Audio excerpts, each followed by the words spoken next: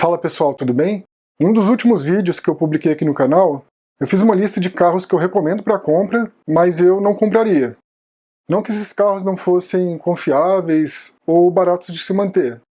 A questão é que por algum detalhe ou outro do carro, alguma característica ou outra, eu não gostaria de ter esses carros, eu não teria esses carros.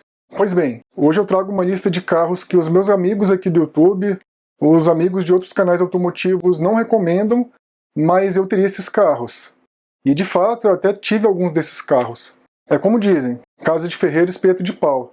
Se até o lendário Emílio Camanzi tem um Ford Fiesta com câmbio Power Shift na garagem... Se você estiver preocupado, eu também fico, né? Porque tem um Fiesta aqui em casa também. E o que é pior, com aquele câmbio maldito. O famoso Power Shift. O Power Shift. Eu também tenho o direito de ter algumas bombas ambulantes preferidas. Mas atenção, mesmo sendo carros que eu compraria, eu recomendaria a compra de apenas alguns deles para vocês. E eu vou explicar o motivo agora. E o primeiro carro dessa lista é um SUV que alguns amam e outros odeiam. Eu estou falando do Jeep Renegade Flex. Vários colegas aqui do YouTube não gostam e não recomendam o Renegade Flex pelo fato dele ser um carro bastante pesado para o seu porte e com um motor que é considerado fraco para os seus 1.400 kg. De fato, o motor e-torque 1.8 não foi a melhor escolha para equipar o Renegade. A falta de torque em baixas rotações aliada ao peso do carro e ao câmbio automático com conversor de torque faz o Renegade ter um 0 a 100 na casa dos 14 segundos. Falta força na arrancada e em subidas, e o consumo também é afetado por esses fatores. Mas mesmo assim, o Renegade é um excelente carro. Ele é muito bem construído, o motor é antigo, mas ainda é confiável, de manutenção barata, e ele tem o melhor acabamento do segmento. E também é bastante confortável e bastante seguro. E é por essas e outras qualidades que eu recomendo o Renegade Flex. E olha que eu já tive o Renegade Diesel por 2 anos.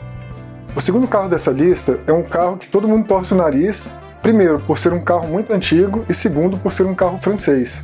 Eu estou falando do Renault Twingo de primeira geração. Sim, meus amigos, o pequeno Renault, que tem um grande grupo de admiradores aqui no Brasil, e era o xodó do jornalista Ricardo Boechat. O meu interesse pelo Twingo surgiu quando eu estava fazendo a avaliação do Twingo europeu de terceira geração, que eu mostrei para vocês no vídeo que está aqui na descrição. Eu gostei muito desse carro, e quanto mais eu pesquisava sobre a história do Twingo no Brasil e no exterior, mais eu me apaixonava por esse carrinho.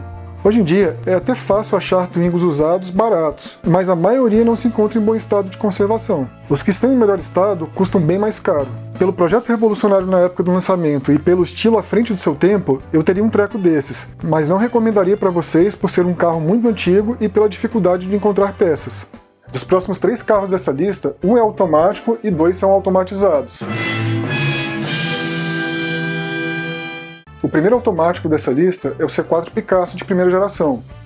Eu lembro quando eu vi as primeiras imagens dessa minivan em 2006. Eu fiquei completamente embasbacado com o desenho futurista e o interior de nave espacial. E de fato, eu já tive a minivan do C4 por alguns meses e gostei bastante do carro. E mesmo que o C4 Picasso conte com o famigerado câmbio AL4, se eu encontrasse um em bom estado e com câmbio revisado, eu encararia esse carro novamente. Mas ainda assim, justamente pelo fato do câmbio, eu não recomendaria esse carro para vocês. Já os 2 próximos carros dessa lista são automatizados, e nós tivemos esses 2 carros em casa. O primeiro deles é o Fiat 500 com câmbio Dual Logic. Sim, meus amigos, o pequeno e charmoso carrinho da Fiat com o temido câmbio automatizado.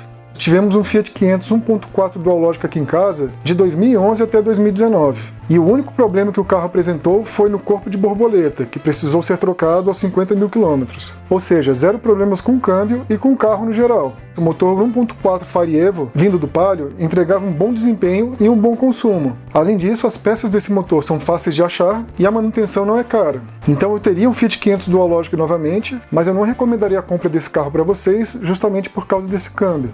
Já o segundo automatizado dessa lista é um dos meus carros nacionais preferidos, seja ele 1.0 aspirado, 1.0 turbo ou automatizado. Eu estou falando do Volkswagen Up iMotion. Essa é a única versão do Up que os meus colegas aqui do YouTube pegam no pé, tudo por causa do câmbio automatizado iMotion. Só que o câmbio automatizado do Up é completamente diferente dos outros automatizados, como o Dual Logic da Fiat, o EasyTronic da GM e os iMotions mais antigos, como o do Polo de primeira geração, Fox, Gol e Voyage. Como eu havia dito na primeira avaliação que eu fiz aqui no canal, a grande diferença do câmbio do Up é que ele é eletromecânico, enquanto todos os outros automatizados são eletrohidráulicos. E aí vem uma história engraçada. Em 2020, eu e minha esposa estávamos procurando um Up iMotion para minha sogra. Nós encontramos um anúncio de um que estava em bom estado e fomos lá dar uma olhada.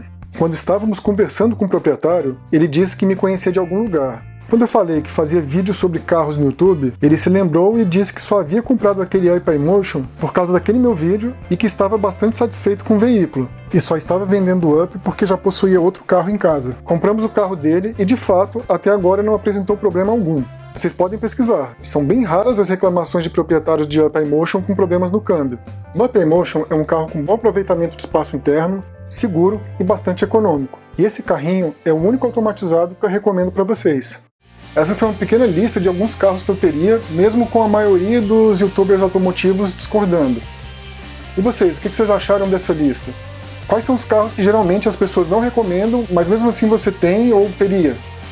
Deixe suas opiniões nos comentários aqui abaixo. Por hoje é isso, um forte abraço e até o próximo vídeo. Tchau!